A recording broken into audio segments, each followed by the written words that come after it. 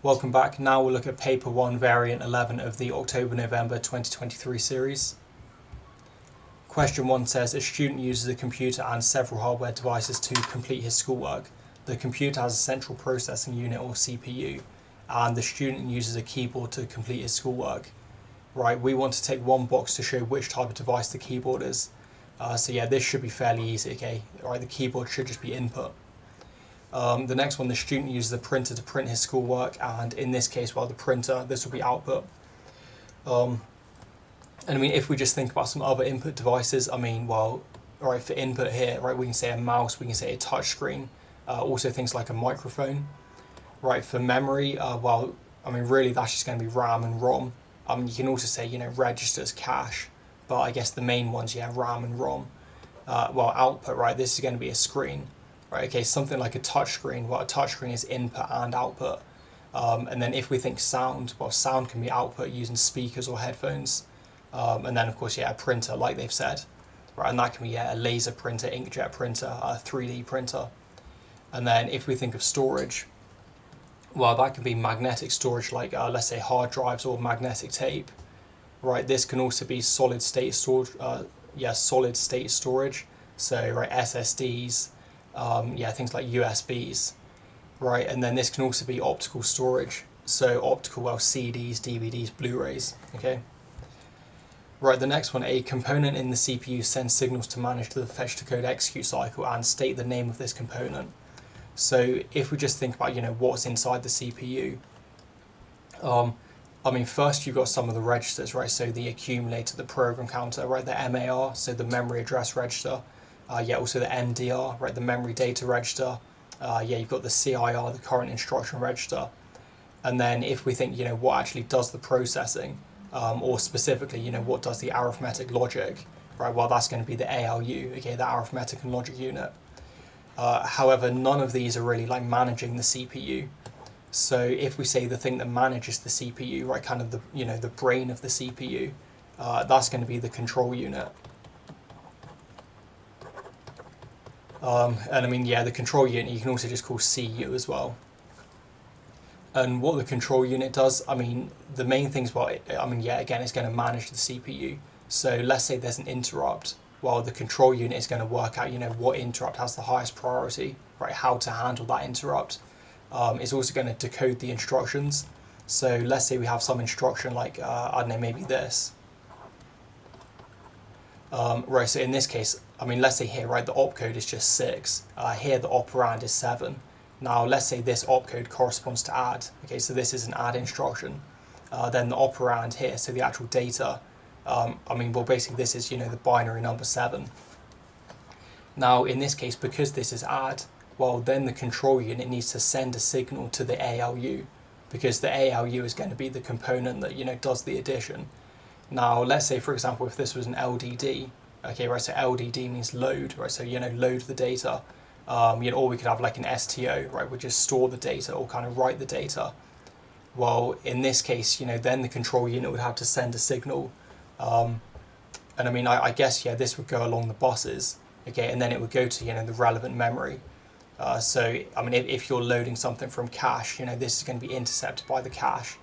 If you're obviously, loading or writing something to, let's say, RAM, right, well then obviously, yeah, this signal is going to go to RAM. But again, the control unit was, it's just going to decode the instructions, right, it's going to manage, it's going to handle the interrupts. And also it's going to contain the system clock. So whenever the system clock ticks, well, the control unit is what's actually, sending out the signal, right, sending out the clock signal. And I guess, yeah, that leads on to the next one, right? The CPU has a clock speed of 2.4 gigahertz. Right, describe what is meant by 2.4 gigahertz clock speed. Right, so I'm just going to type this. And if we think, giga, well, that means billions, okay, which, yeah, hopefully you know. So what we can say then, let's say, this means that the system clock, right, ticks, and this would be 2.4 billion times per second. Right, so I think that should be 1 mark, and then we want to say what happens on each clock tick. So, right, on each clock tick, right, what's going to happen then? It's going to be the instruction will execute. Right, so let's say, yeah, one instruction will execute. And again, part E says the CPU contains registers including the memory data register, and we want to describe the role of the MDR in the fetch-decode-execute cycle. Right, so let's say here then, well, the MDR, this is going to store the data that's either just been loaded from memory, okay, or the data that we're about to write to memory. So yeah, let's just try and say that. Right, so let's say the MDR, let's say stores the data that is about to be written to memory. Right, okay, yeah, let's say OR, right, OR has just been read from memory. And then let's be more specific, kind of about the fetch stage. So let's say, like, for example, during the fetch stage, right, well, what this is going to contain is going to contain the current instruction that we're about to execute. Because if you remember the stages, I mean, yeah, but, well, basically, you know, the address is stored in the MAR, okay, and then the contents of that address are then copied into the MDR. So let's say the instruction we want to execute is at address 5, right? Address 5 is stored in the MAR, and then we then copy the contents of address 5 into the MDR. So yeah, in order to write that, let's say, well, for example, during the fetch stage, yeah, the instruction, right, the instruction maybe we are about to execute. Or yeah, I guess the instruction let's say the CPU is about to execute. Right, let's say will be copied, right, from memory into the MDR. Okay, and I think that should be fine. Right, I mean, this one we've done already, actually, 3 other registers contained in the CPU. So here, let's say, well, the PC, and probably we should actually write the full name. Right, so let's say program counter. Right, let's then go MAR. Right, so that's going to be, yeah, memory address register.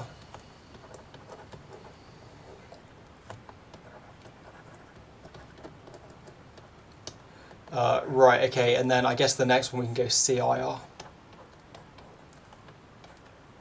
Right, that's, yeah, the current instruction register.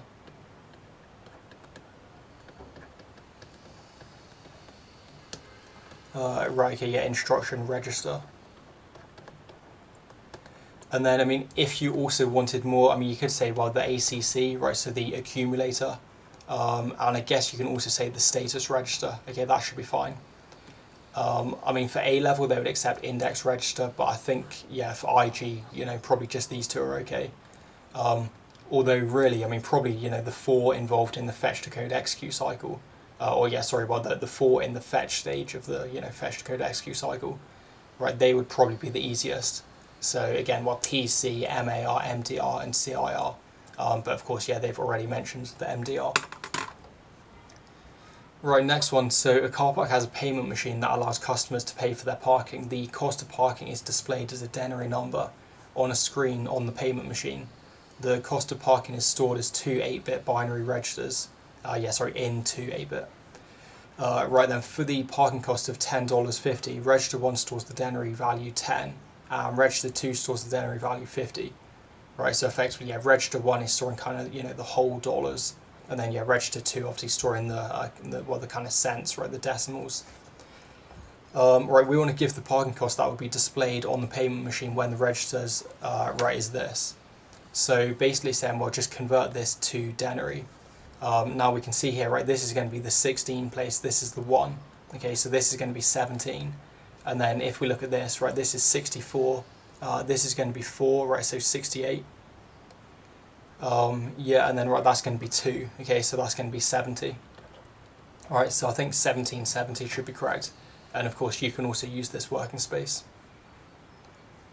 Right, the parking cost, right, 1498 is displayed on the payment machine.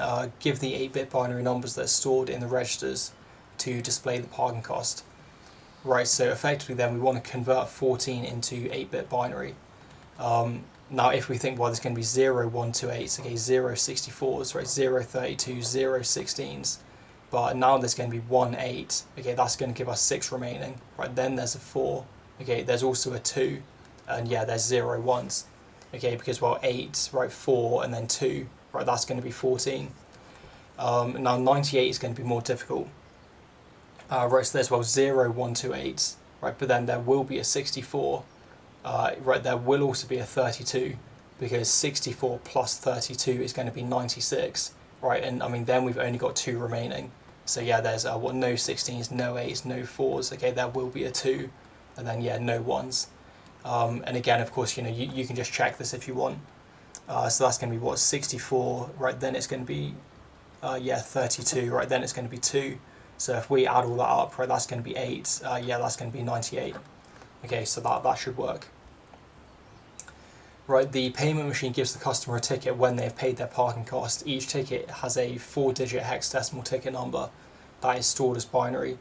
Right, the binary number this is stored for the customer's ticket number. Give the hexadecimal ticket number that would be displayed on this customer's ticket. Right, so effectively we need to convert this into binary. Now, actually converting hex to binary is actually easier than, you know, sort of binary to denary, or yeah, definitely easier than, you know, denary to hex. Because all we have to do, and I mean this comes from the fact that if we think, well, 2 to the power of 4 is going to be 16. Okay, so we can actually see, well, base 2 and base 16 are related, and in particular we say that right, 4 bits will equal 1 hexadecimal digit. Okay, because if we think, well, 0 in binary is 0 in hex, but let's say, well, I mean, let's say sort of 15, right, so this is denary. Or, okay, so, well, sorry, let's write it in binary. So, you know, 4 ones like this, right, this is going to be F in hex, which is the biggest. Yeah, and I mean, well, okay, all right, let's write it like this. Right, so in this case, what we can see then is, well, 4 bits equal, right, 1 hexadecimal digit, okay, and that's going to be the key thing. So we just need to split it whenever we see 4, okay, so that's going to be the first 4. Right, that's going to be the next 4, and yeah, that's going to be the next 4. Right, so this first one, this is going to be 8 and then 4, right, so 12. Now, okay, sorry, no, right, 8 and 2. Right, so 8 and 2, that's just going to be 10, which in hex, okay, that's going to be A. And yeah, let me just write this here. Right, well, the next one is just 0, that's quite easy. Okay, the next one is 3, right, that's quite easy. Right, then the next one, so that's going to be 12 and then 13. And, I mean, if you just want to write it down, so okay, right, A is going to be 10, right, B is going to be 11, right, C is going to be 12, and then we can see, well, D is going to be 13. Okay, so yeah, this should be correct, hopefully. And, you know, again, I mean, this one you can check, you know, if you've got time and you want to sort of go back, because then we just think, well, A is going to be 10, right, therefore 10 in binary is just going to be, what, 8, and then 2. Okay, so here we can check this with this, and yeah, of course we see this matches. Obviously 0 is easy to check, 3 is easy to check, and then if we say D, well, of course, right, D is going to be 13, and so then we think 13, well, that's right, an 8, a 4, right, and then just a 1, and of course here we see, well, yeah, this one is, you know, the same as this. Alright, so I would recommend checking your answers, you know, especially if you have time at the end. Right, then we want to explain why data input into the payment machine needs to be converted to binary. So I think this one we can say probably, well, you know, the payment machine is going to be digital, and any digital machine is just made using logic gates, right, and logic gates can only contain like 0 and 1 as their input values. So yeah, let's try and write something like that. Right, let's say the payment machine is digital. Yeah, it's digital, maybe like comprised or made of, let's say, logic gates, or slash switches, and let's say, you know, that can only, I don't know, yeah, maybe only operate on inputs of 0 and 1. Or let's say, yeah, operate on binary inputs of 0 and 1. Okay, and yeah, I think that should be fine. Right, the next one, when a customer is leaving the car park, they arrive at a barrier. The customer needs to insert their ticket into a system at the barrier. this system reads the ticket number, then checks whether the parking cost has been paid for the car. Right, the barrier is raised if it has been paid, and the system uses a microprocessor. Right, we want to describe the role of the microprocessor in the system and how it checks whether the parking cost has been paid. Right, so, I mean, in the exam for these, I mean, you'd really want to write a paragraph. However, I'm just going to write bullet points, okay, just to keep the video a bit shorter. Right, I mean, so... I mean, probably what we can say is, like, when the customer gets their ticket, right, I mean, that's going to obviously make a record in the database, like, probably with the time that they, checked into the car park. And then, obviously, when they leave the car park, well, then it's going to obviously, then it's obviously going to get that time. It can probably, like, measure the time, measure the time of their stay, and then it's going to charge them based on that.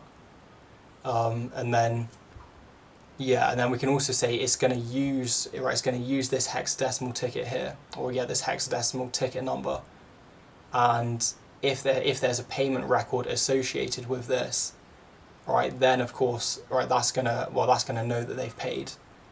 Although actually, I mean, does it say they pay before, or does it say they pay after?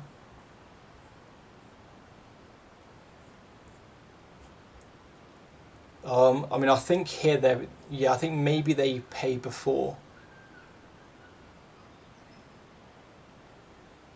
Yeah, so I think actually here maybe it doesn't really check how long they've parked. So let's just say, alright, I mean, let's say maybe there's a scanner. Alright, so let's say maybe, a scanner or some sort of, camera. Right, so a scanner / camera, right, is used to read the barcode. And I mean, is it... Yeah, okay, let's say to read the ticket number, I guess.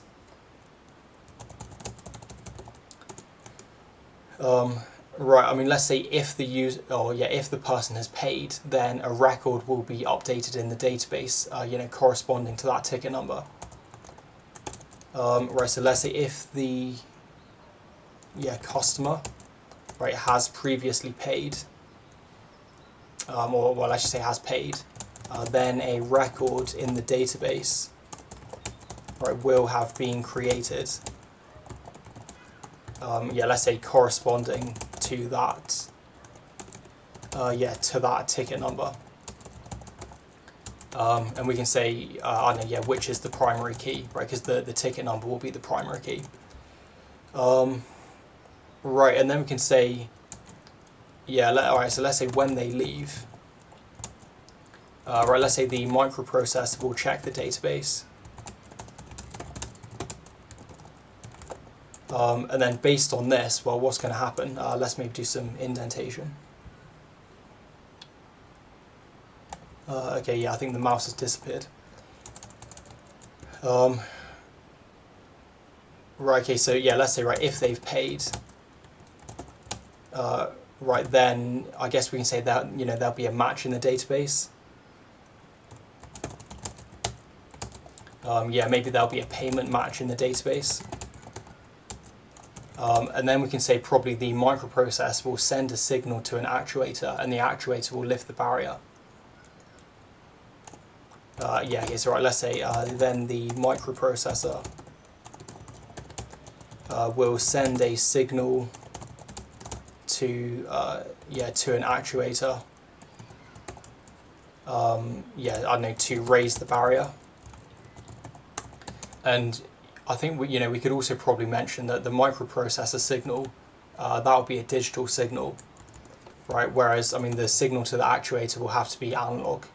So right, let's say the microprocessor will send a digital signal. Right, maybe send a digital signal to an ADC. I mean, I don't know. I mean, we could say, the microprocessor will send a signal which will be converted to analog, right, and then sort of given to the actuator to raise the barrier. I mean, just say something like that. Right, and let's say the next one, like if they haven't paid. Yeah, so I guess, I mean, if they haven't paid, it doesn't really say, but, maybe a warning will be displayed, telling them to pay. Alright, so let's say the barrier won't be raised, and perhaps a warning will be displayed to the user, maybe to the customer, right, informing them that they have an unpaid ticket.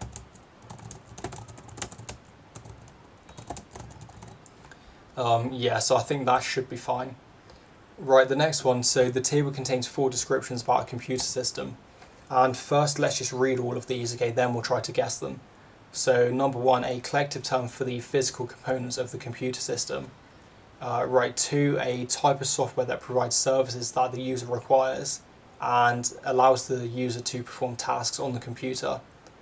Right, then a type of software that manages the main functions of the computer, including managing files and managing memory. And the last one, a type of software that is stored in the read-only memory or ROM, and it includes the basic and output system BIOS and the bootloader. Right, so I think the first one, the collective term for the physical components, well, that should just be hardware. Because again, I mean, well, this can obviously be memory, it can be storage, it can be, the CPU, right, the peripherals, right, mouse, keyboard, screen. Right, the next one, a type of software that provides services, to perform tasks on the computer. So I think this one is talking about application software. So, I mean, this can be office software, this can be web browsers, this can be games. Right, software. Okay, the next one, type of software that manages the main functions of the computer, right, including managing files, managing memory. So yeah, this is what file management, memory management, security management. So this is just going to be the operating system.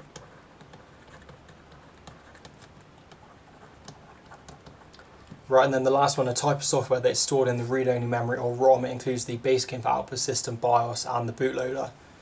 So this is talking about the low-level software, okay, which is also the firmware.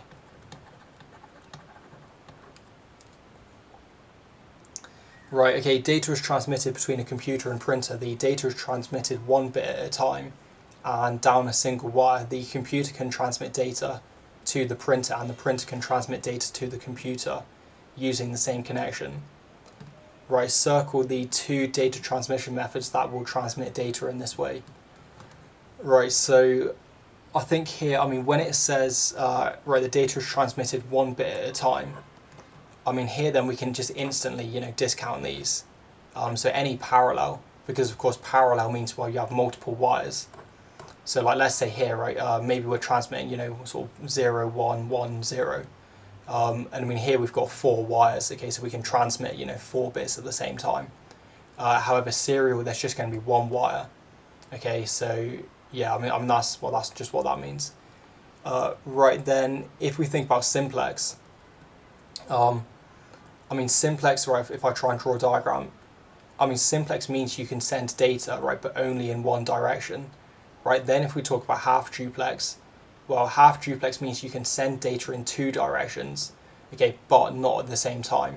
So maybe person A can send to person B, or person B can send to person A, okay, but I mean, they can't talk at the same time because effectively you've only got 1 wire and, there's going to be interference.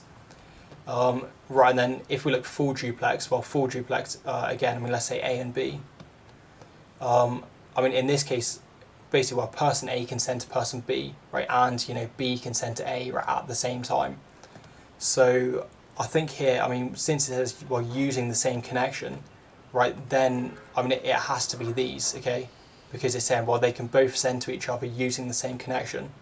So yeah, that's going to be, well, this half duplex, right, and also serial full duplex. Right, the next one, an odd parity check is used to detect errors in the data transmission. Explain how odd parity check detects errors. Right, so for this one, what we can say, I mean, there's going to be, in fact, let's try and draw this. I mean, let's say we have like a parity, well, let's just say we've got, 7 bits, right, so maybe,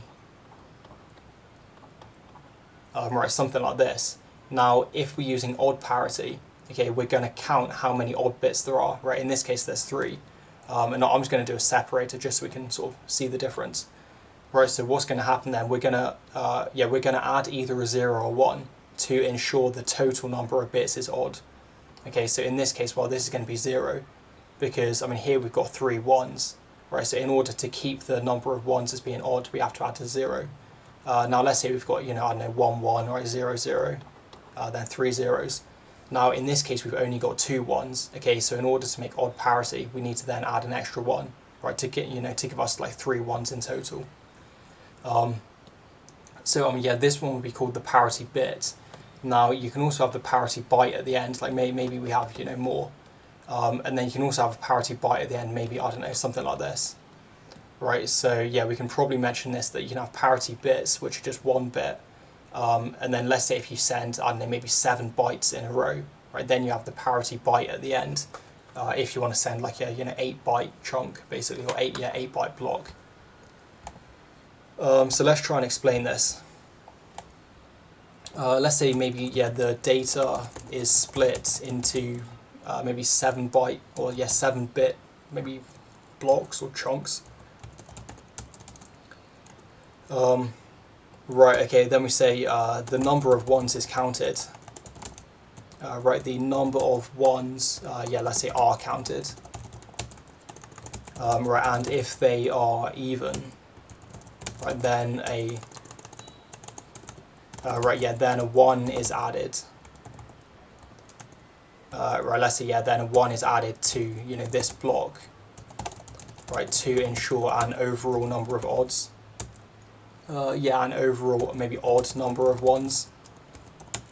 Right, let's say if the number of 1s, right, if the number of 1s was even. If the number of 1s was, if the number of 1s was odd, right, then we add a 0. Yes, maybe, right, then a 0 will be added, right, to keep the overall number of 1s as being odd. Right, I think that's okay. And then maybe here we can then just mention about the parity byte at the end. Let's say maybe, for extra security, or maybe for extra, I mean, not security, but I guess, let's say sort of extra, integrity, I guess. Right, we can also add a parity byte.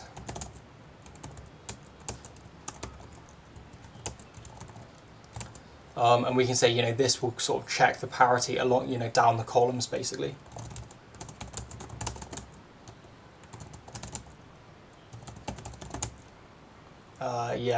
Right, let's say this will check the parity of multiple bytes, I don't know, like down the columns. And again, right, let's say, again, using odd parity. Okay, and I think, that should be okay. Right, the next one, it says another error detection method sends data from the computer to the printer, then a copy of the data received is sent back from the printer to the computer. The two sets of data are compared to see if they match. Right, so what that's saying then, let's say, okay, let's say, COM, right, so this is the computer, let's say, I don't know, like PNT, right, that's the printer. So what's going to happen, this is going to send the data, I don't know, let's just say like ABC, right, the printer is then going to, let's say it's going to echo, right, so that's the name of it, right, let's say echo check. Right, okay, the printer is then going to, echo this data back, right, again, ABC, and then basically, the computer will check, well, is, ABC, right, so what it sent, okay, equal to, ABC, which is what it received. Now, in this case, of course, they're equal, right, so it knows it's correct, and then, probably it can then send an acknowledgement, maybe like an acknowledgement, right, just saying, it's kind of successful. But let's imagine if they send ABD. Well, of course, right, here it's going to check, right, well, I sent ABC, but I received ABD. So, of course, it knows that either the printer has, received the wrong data, or it could also be like this stage here. So maybe the printer did actually receive the correct data, but there might be an error during the transmission back to the computer. I guess in either case, it doesn't really matter, but because it can just send it again, right, just to make sure. Because again, either the error happened, sort of in this stage, right, or the error happened in this stage. But if it just sends it again, you know, and checks there's no errors after both stages, of course, yeah, then it can be 100% sure there's no error. Right, so 5, a musician is recording herself playing the music for a song on a piano, and we want to explain how the analog sound is recorded and converted to digital. Right, so what we can say then is we can say that the sound is periodically sampled, and you know that's going to be based on the sampling rate or sampling frequency, and each sample is basically a measure of the amplitude of the sound at that particular time. And then yeah, we can probably mention the sampling resolution. That's the number of bits for each sample. Right, and then I think yeah, that should be everything. So again, I'm just going to write bullet points, but in the exam, okay, you should write paragraphs. Right, let's say, yeah, all right, maybe the sound is right periodically sampled. Right, periodically sampled at a rate defined by the sampling, and I mean here we can say sampling rate or sampling frequency, and then let's put in brackets, right, this is the number of samples per second.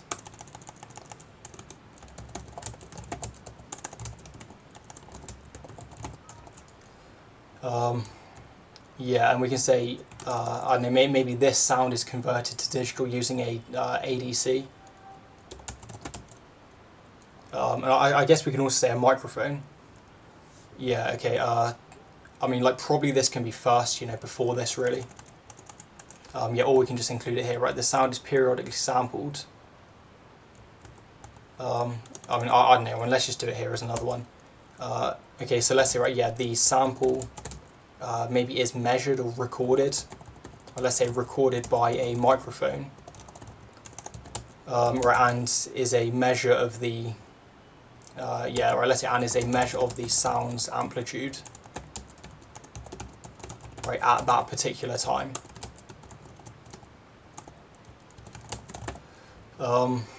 Right, and let's say, well, yeah, let's say an ADC, right, so analog to digital converter. Yeah, okay, right, so, and let's say this is used to convert, well, from analog to digital. Right, so it is used to convert the, right, the analog sounds, yeah, the analog sound sample into a digital, right, let's say binary.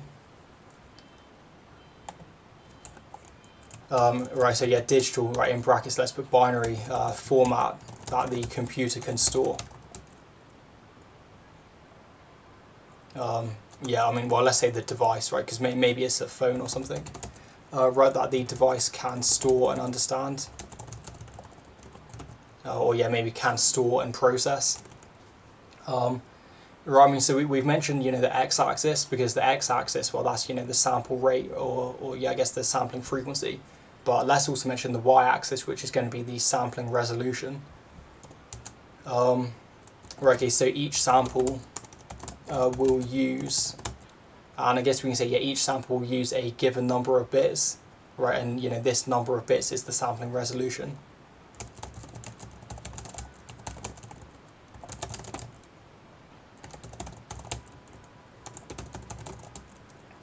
And I mean, maybe let's give an example, right? So we can say like 24-bit audio.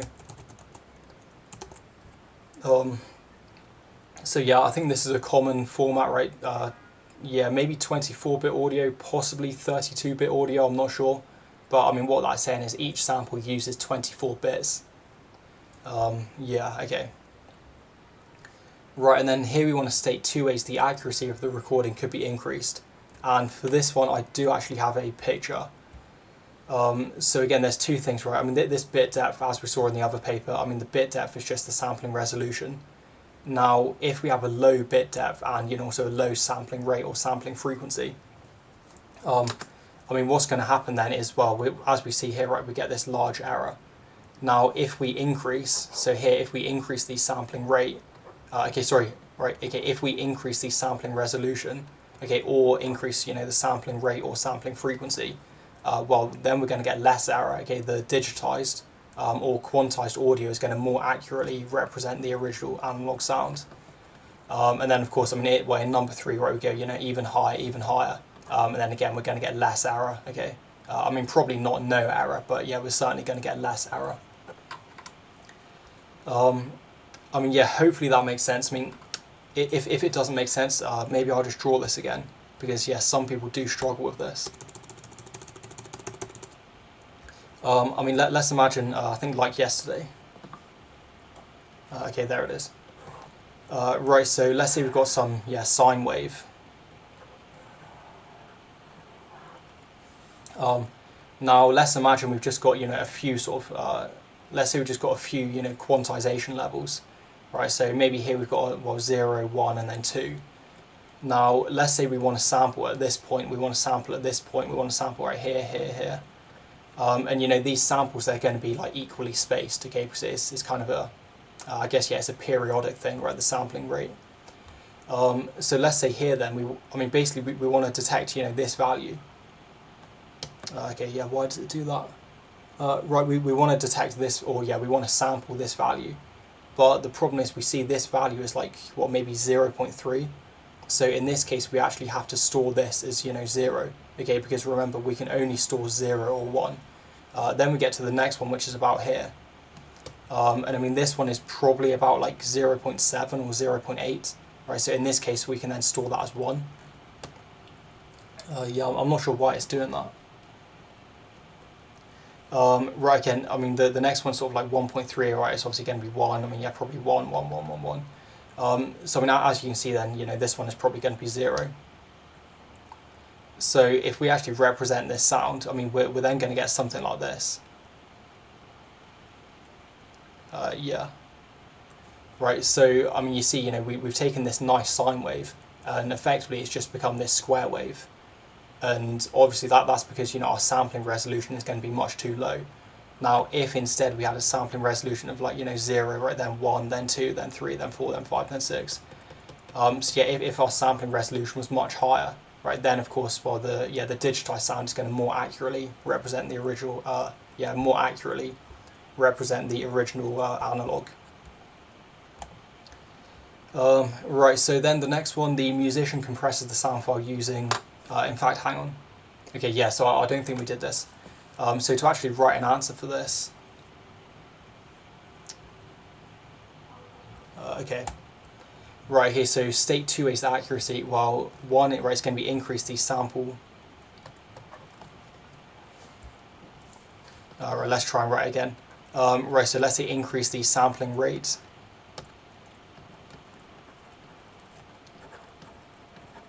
Right, yeah, increase sampling rate or sampling frequency, and again, right, increase, I guess, well, yeah, increase sampling, and then this is resolution. And of course, you know, in the exam, write down the whole thing, right, increase sampling resolution, don't just use these quotes. Right, the next one, the musician compresses the sound file using lossless compression instead of lossy compression. Explain why the musician would choose to use lossless instead of lossy compression. And I suppose here, well, I mean, obviously it's just to maintain the original quality. So, I mean, probably too much we say, well, lossless compression will reduce the file size, right, that's 1. Okay, it will also maintain the original quality, right, that's 2. And then maybe you say, well, the reason they want this is because, I mean, I don't know, maybe they want to, you know, put it on a high quality CD, or they want to do extra processing afterwards, right, which is why they need, you know, the original data. Yeah, so let's just try and write that. Okay, so let's say using lossless compression, right, provides the advantages. Right, so the advantages of reducing the file size. Right, let's say, yeah, reducing the audio's file size. Right, yet, and yeah, let's say maybe yet still. I guess we can say maybe allowing the original audio to be decompressed, or yeah, let's say still allowing the original audio to be obtained, right, after decompression. And let's say, yeah, this ensures the audio, you know, stays at the original high quality, or yeah, maybe this ensures that no quality is lost. Right, and then yeah, okay, and let's say, I mean, why this could be useful. Right, so yeah, which could be useful, right, e.g. for, I don't know, maybe like a high quality music recording, right, yeah, high quality music, right, or, I mean, it could also be some like scientific recording, you know, maybe you're doing some like ultrasound or something and you need some like super high quality, yeah, so maybe some high quality music or sort of scientific recording. Yeah, okay, well, let's say where data loss is unacceptable.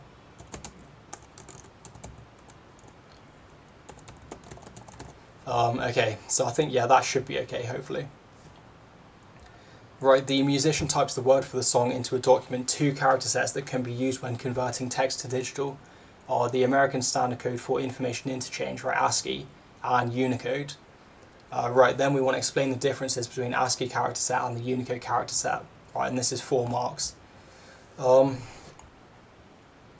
I mean, so let's say here then, I mean, we want to think about, you know, how many characters they can represent. So let's say, right, ASCII, well, ASCII can represent either 128 characters using 7-bit ASCII, right, can represent either 120, I mean, let's just write this, right, using 7-bit standard ASCII, right, or, right, 256 characters, and that's going to be using, right, 8-bit and extended ASCII. And then we can say, you know, what sort of languages can be supported with this. So we can say, you know, maybe this, yeah, doesn't provide, you know, support for many languages. And I mean, I guess in particular, like especially like non-Latin languages, you know, e.g., right, let's say Arabic, I don't know, yeah, Chinese, and let's also say maybe, you know, and other things like symbols, emoji, right, and other characters like yeah, symbols, right, or emojis. Right, then we can say in contrast, so Unicode, I mean, well, this can use between 8 and 32 bits. Right, so yeah, Unicode uses, right, between 8 and 32 bits to represent, and I mean, basically it's like millions of different characters.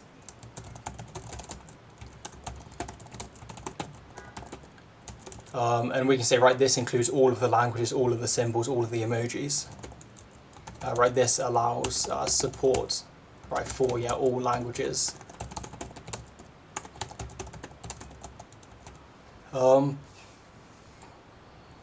Yeah, I mean, I think that's all we need probably.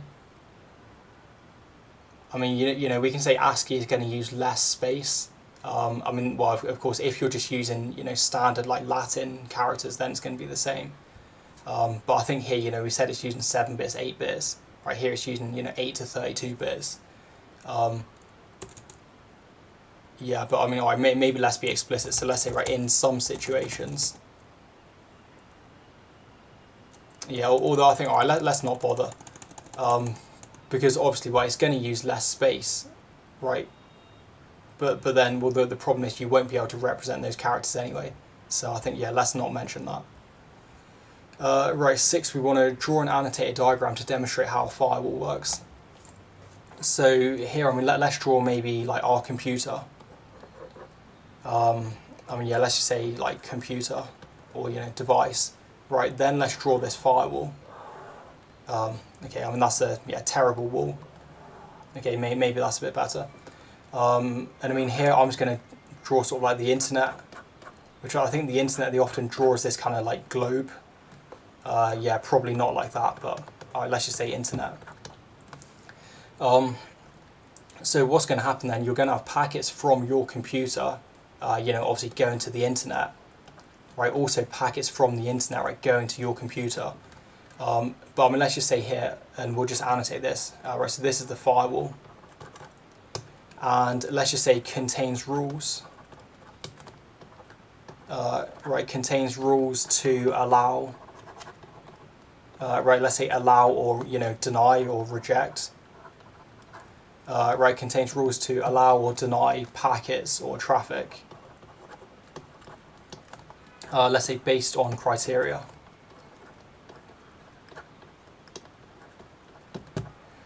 And then we can give some examples of this criteria, right? This can be, let's say, IP address. And I mean, I guess this can be, you know, this can be both the source IP address and the destination IP address. Right? We can also then say port number.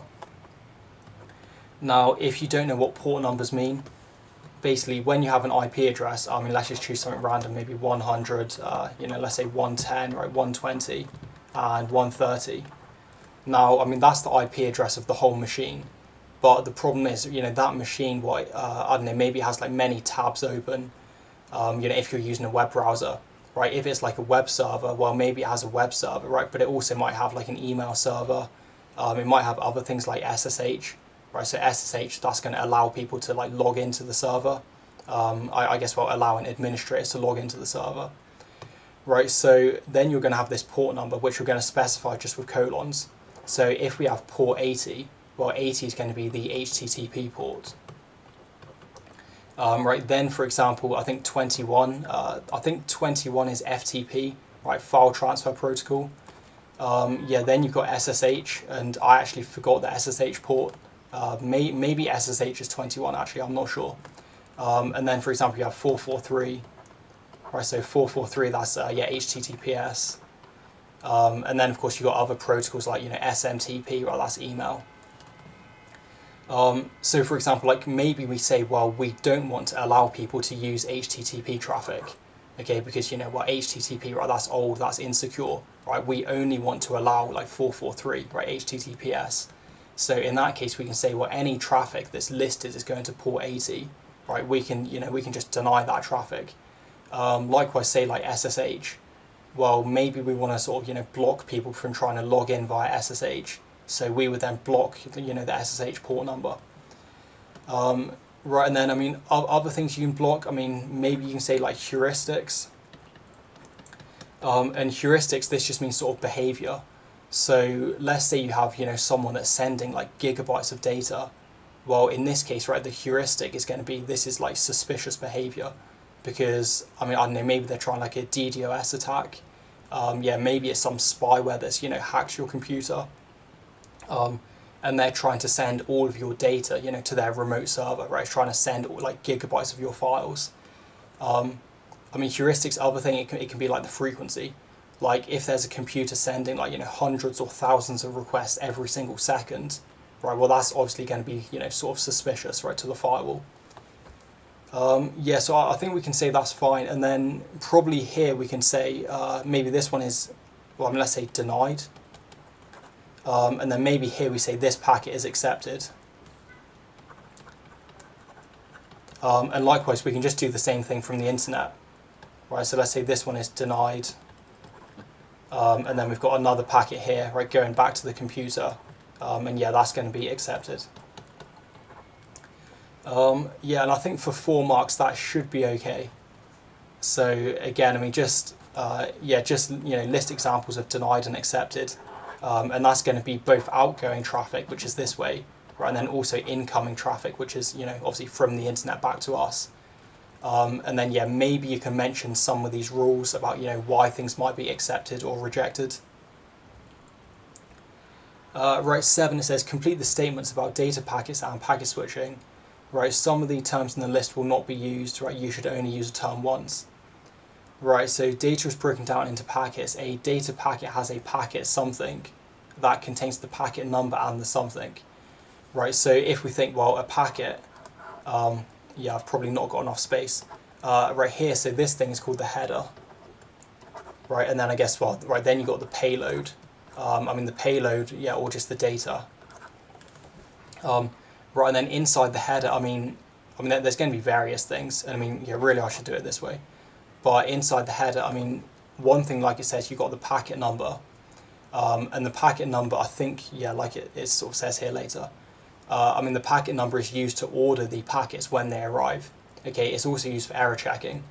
So let's say if packets like, I don't know, 1 and 3 arrive at the server, right, but there's no packet 2. well, then the destination is going to know, like, well, why did packet 2 not arrive? Okay, and then it can send it, basically it can then, send a request, right, for the person to resend packet 2. And of course, when this arrives, right, then it's going to be fine.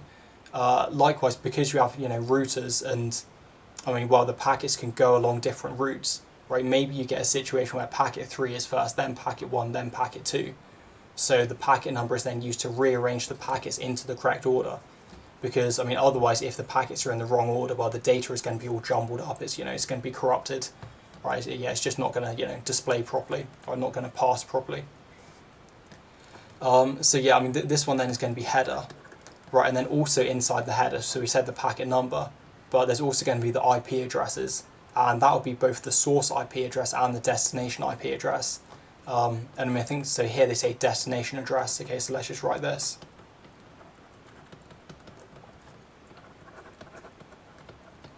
Right, the next one, each packet could take a different path from the sender to the receiver. Right, this is controlled by, well, the routers. Because again, just to draw this diagram, where can we do it? Maybe, let's just do it here. So, right, let's say this is the, I know this is the client, right, or, our computer, right, this is going to be the server. Right, maybe we've got a router here, router here, router here, router here, right, and another router. Now, let's say the first packet could be sent to this router, right, then it could be sent to this router, then maybe just the server.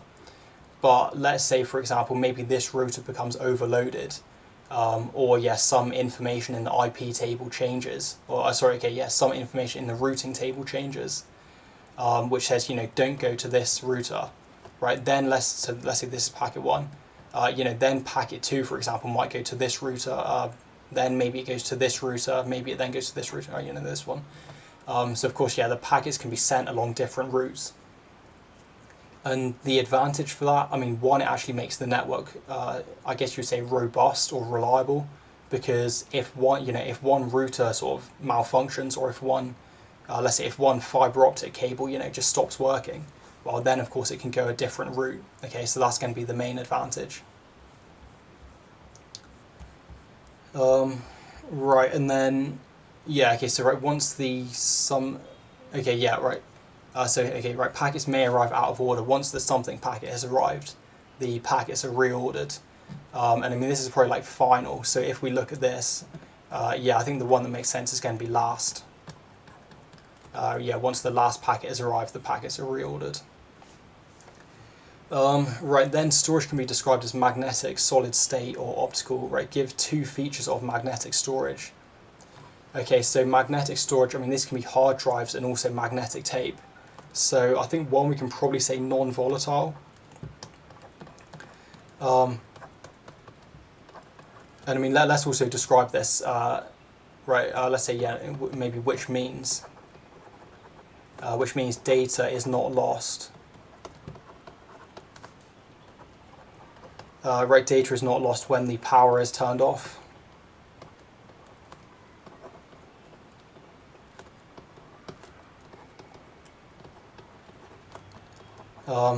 Okay, and then I think here we can maybe then mention kind of how they work. So we can say, well, they're going to use a read-write head and electromagnetism in order to read and write the data. So let's just say that, right? Use a read-write head.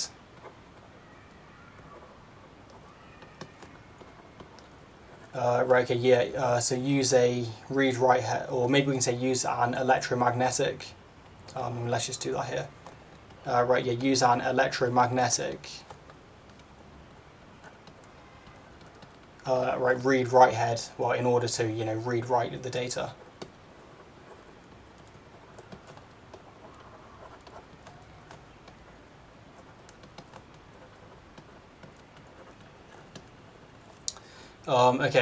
So the next one, give three features of solid-state storage. Right, so this one is a bit difficult because, most of them would be, I guess most of them would be non-volatile. However, some would be volatile as well, because, for example, RAM would be volatile, but then, for example, SSDs, USBs, sort of NAND, right, they would be non-volatile. So I think, yeah, we can't really mention that. Now, I mean, honestly, like I would usually just say, well, they're going to be fast access, right? Because I mean, they're faster than magnetic storage. Yeah, they're also, you know, more expensive than magnetic storage. But I think here maybe they're not really looking for advantages like this, right? I think they're more talking features in terms of kind of how they work. So here we can say maybe they use NAND technology, or yeah, maybe use NAND gates. Right, yeah, use NAND gates to store data. Right, I mean, we can also say transistors. Right, so they use transistors.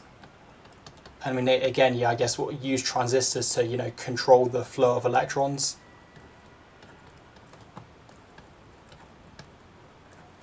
Right, control flow of electrons.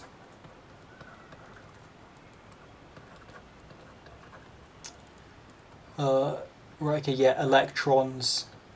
I guess, yeah, and yeah, maybe and storage.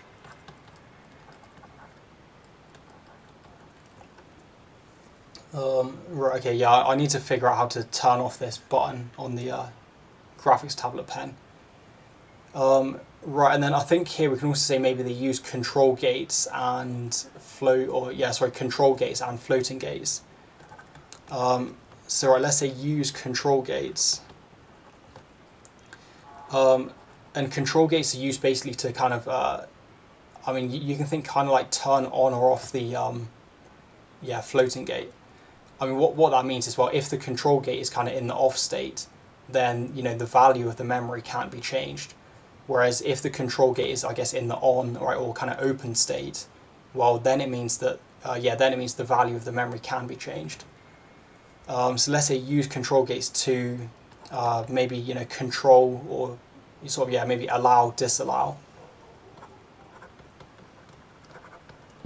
Let's say modification. Right, yeah, modification of data values. Yeah, I guess, I mean, sort of data values or maybe like bit values. And I mean, this one is quite complex, so I did actually have a diagram for this. Yeah, and also some descriptions. So if we look here, okay, yeah, here we go. Right, it says the control gate voltage determines whether the transistor is on, right, so in a conducting state, or off in a non-conducting state. So, I mean, what that's saying basically is, well, yeah, I think like I said, if it's in the on state, well, then it means that the value in this floating gate, okay, because the floating gate is actually what stores the, this is what stores, you know, the bit value. Right, so if this control gate is on, then it means that, you know, this floating gate can be updated. Whereas if this control gate is off, you can kind of think as, you know, the sort of door is locked, right, or the circuit is locked. So it means, yeah, the floating gate can't be changed.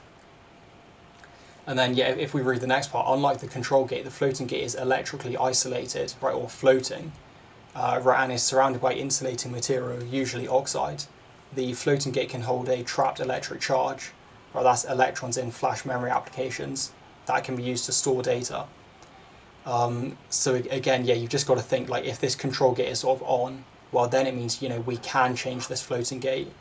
And yeah, whereas if this control gate is off, well, then it means, you know, the electrons won't be able to flow, right? And again, that means flow either in, right, or flow out. Because basically, I mean, this floating gate, I mean, it's just going to store electrons. And I'm not sure the exact one, but I mean, let's say, for example, if there are electrons, maybe this means a binary 1. Whereas I guess, let's say if there's no electrons, maybe that means a binary 0.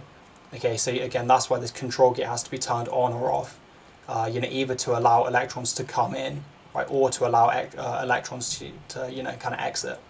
And I guess, yeah, maybe they exit this way, I'm not really too sure.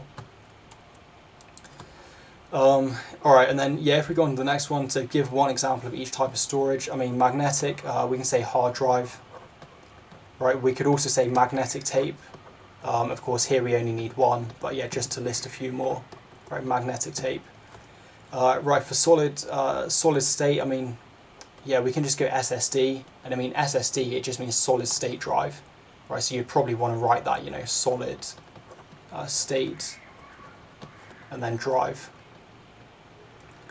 I mean, we can also say RAM, right? And although actually, if it's storage, okay, let's not say RAM, right? If it was solid state memory, then we can say RAM. But the difference is that, well, memory is, temporary memory, okay, it's volatile. Whereas, yeah, storage is going to be non-volatile, okay, it's permanent. So I guess here we can say sort of USB.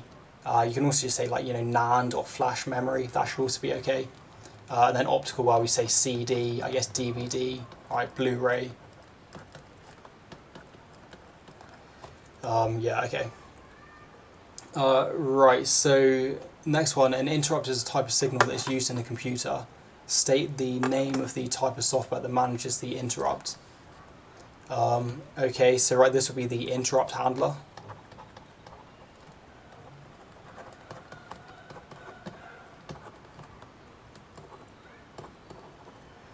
Yeah, okay, right, the interrupt handler. That's right, an L and then a D. And I guess, well, yeah, so then we just want to describe how interrupts are used when a key is pressed on a keyboard. So again, I'm just going to write bullet points, but yeah, in the exam, okay, write paragraphs. So let's say here then, maybe let's say 1, so right, pressing the key, or yeah, pressing a key, I will send an interrupt signal to the CPU.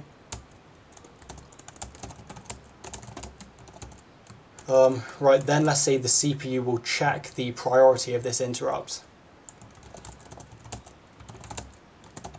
Yeah, okay, let's say check priority of this interrupt. And what we can say is, well, yeah, I mean, I guess we can mention, well, the CPU will finish executing the current instruction, right, then check the priority of this interrupt. So maybe let's just do it like that. Right, so CPU will finish, yeah, executing current instruction. Right, then, yeah, then we'll check the priority of this interrupt. Right, okay, let's say, right, if the priority is sufficiently high.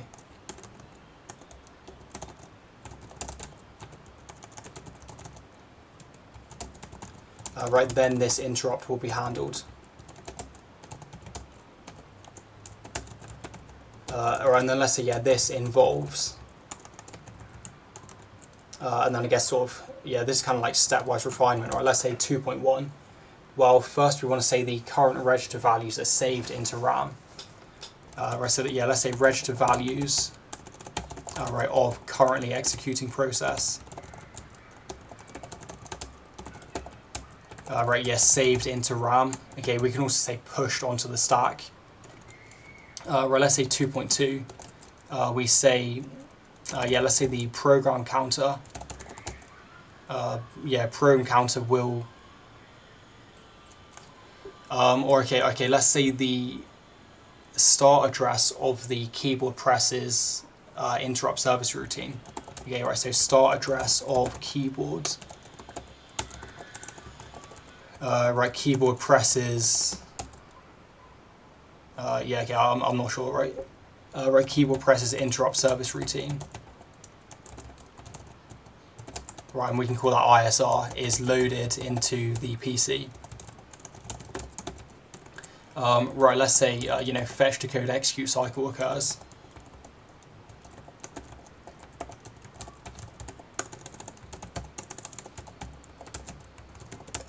Right, and I guess let's say, yeah, and handles the interrupt, because I mean this is running the actual interrupt code.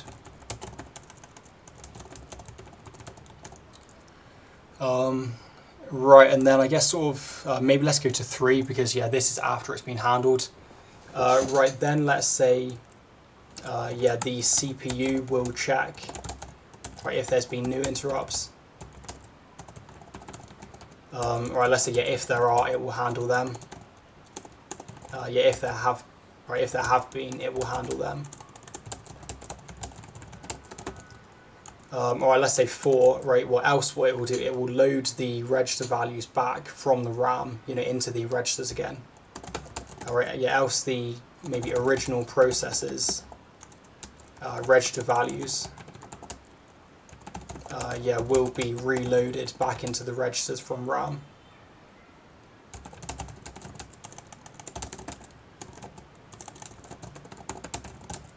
Right, and then we can say, yeah, and the original process can continue executing.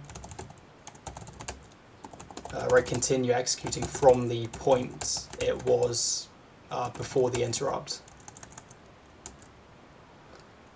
Yeah, I guess, well, yeah, yeah, from the point it was at before the interrupt. Yeah, so I think that should be okay. Right, C, so interrupts can be hardware-based or software-based, and a key press is one example of a hardware interrupt. Give two other examples of hardware interrupts. Right, so, I mean, basically we just need to think of like specific hardware errors, yeah, or maybe like user input. So one is, well, just like a mouse click. I think you can also just say a mouse move as well. You know, it could be like a touchscreen click, right? That should be fine. I guess, well, touchscreen press, right? Other ones they usually give, I mean, like print out of paper. Yeah, I think they also say like connecting a new device to, or well, connecting a device to the computer. Yeah, I mean, just any sort of hardware error. So I mean, let's say this one, right? Printer out of paper, because they always love giving this one.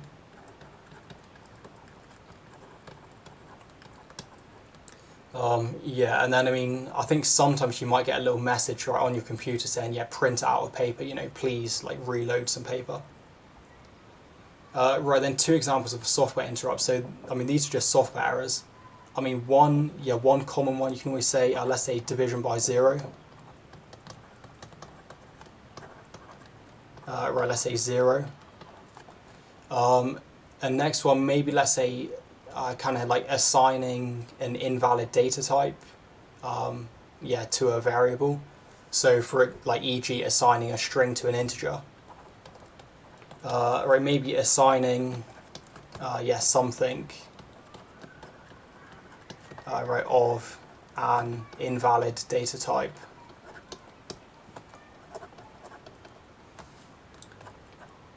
Right, to a variable. And then for this, I'm going to give an example just to, you know, kind of explain my point a bit more. Yeah, just to sort of prove to the examiner that, you know, hopefully it's a, yeah, I guess, you know, hopefully a valid, you know, valid point. Right, yeah, let's say e.g. assigning, or yeah, maybe like trying to assign, right, trying to assign a string, yeah, to an integer. Right, yeah, to an integer variable. Alright. Okay, alright then guys, yeah, I didn't realise, so that's actually the last question. Now, I think this one, it seems a little bit quicker than the last video. Now, I mean, hopefully this is useful, but as always, I would say check the mark scheme as well. Because, you know, whereas, for example, here, well, I've given 2 answers, you know, maybe the mark scheme might give 5 or 6, alright? I mean, yeah, so hopefully these videos are useful, but I would say, you know, probably the best way to revise is just use the mark scheme. And then, I mean, any comments you don't, or I guess, yeah, any questions you still have, right, just ask in the comments, ask in Discord, and yeah, I guess either me or someone else can help you. Alright, so hopefully see you again in the next video.